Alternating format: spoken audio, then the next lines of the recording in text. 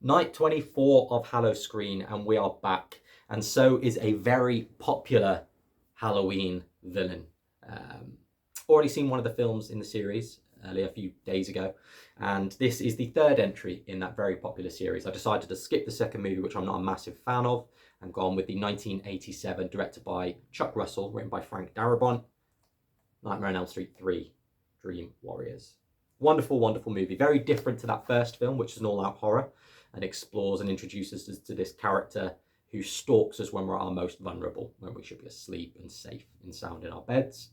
And it kind of expands on those themes and introduces to a group of children who decide to group together when they discover they're all being haunted by the same apparition, and they decide to fight back by entering the dreamscape together. And it very much combines elements of fantasy and horror, so it's a very different film. Kind of leans a little bit more into the humor as well, which they carried on through the rest of the series for better or for worse.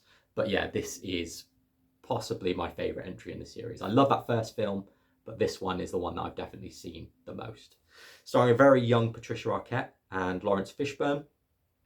Just great. The disc here, again in this battered collection that I've got, is okay. It's a little bit bare bones. So you've got 7 featurettes, ranging anywhere between 45 seconds in length to 8 minutes. The best one of which is called Onward Christian Soldiers, and features interviews with Wes Craven, Frank Darabont, who's responsible for The Walking Dead and The Green Mile, etc., and the director, Chuck Russell. And they kind of all explore ideas that they had for the film and how it came about and how each idea they had from each other kind of progressed and developed into the final film that we have.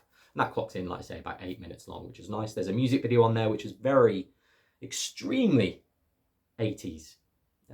Very 80s music, very 80s music video.